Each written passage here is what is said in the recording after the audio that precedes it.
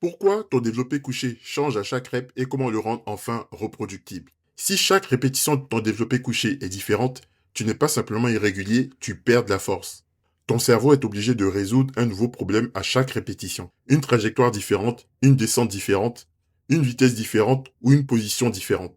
Tu recommences un nouveau mouvement à chaque fois. Aujourd'hui, je vais te montrer pourquoi ça arrive et surtout comment le protocole 4S te permet de rendre ton développé couché identique d'une répétition à l'autre. Regarde les meilleurs powerlifters. Leur première rep ressemble énormément à la deuxième, et ainsi qu'à la troisième. Le mouvement est presque du copier-coller. Pourquoi? Parce qu'ils ne cherchent pas simplement à pousser fort. Ils cherchent à reproduire exactement le même mouvement. Chaque répétition devient une référence pour la suivante. À l'inverse, beaucoup de pratiquants font ceci. La première rep est bien, on va dire parfaite. La seconde, un peu moins. Et la troisième, ça se dégrade complètement. Puis, il se demande pourquoi il stagne. Le problème ne vient pas forcément de ta force. Il vient souvent du fait qu'un des quatre piliers du 4S est cassé. Le setup.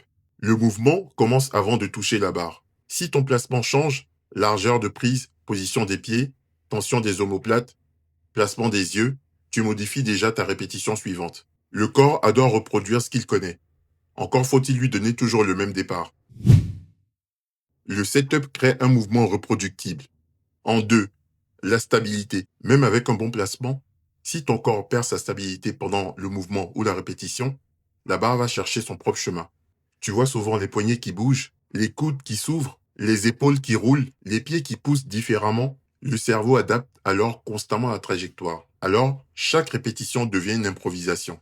La stabilité permet de garder le même chemin. En 3, speed, donc la vitesse. Peu de gens le comprennent, mais la vitesse influence directement la technique. Quand ta barre ralentit énormément, tu cherches inconsciemment un chemin plus facile. Tu remontes plus vers les épaules, tu ouvres davantage les coudes, tu modifies ton angle de poussée.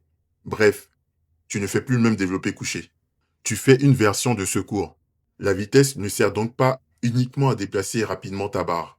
Elle sert à conserver la mécanique. En 4, strength, la force. Si certains muscles sont incapables de maintenir leur rôle, le corps compense.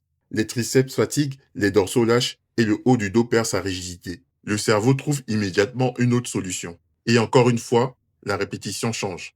La force permet de maintenir la technique jusqu'à la dernière rep. Exemple, imagine deux athlètes. Le premier filme sa série. Les 5 reps sont toutes différentes. Et le second, lui, on pourrait presque superposer les vidéos. À ton avis, qui progressera le plus vite? Le deuxième, parce qu'il répète exactement le mouvement qu'il veut renforcer. L'entraînement devient spécifique. Le premier entraîne 5 mouvements différents, le second, le même mouvement. Alors donc, ce qu'il faut retenir, si ton développé couché change à chaque répétition, ne cherche pas immédiatement à modifier ta technique. Pose-toi une question beaucoup plus importante. Lequel des 4 piliers du 4S est en train de casser? Est-ce mon setup, ma stabilité, ma vitesse ou ma force? Quand tu identifies le bon maillon, tu corriges plusieurs défauts en un seul coup. Si tu ne sais pas quel pilier du 4S limite actuellement ton développé couché, j'ai créé un diagnostic gratuit qui analyse ton mouvement en quelques minutes. Le lien est en description.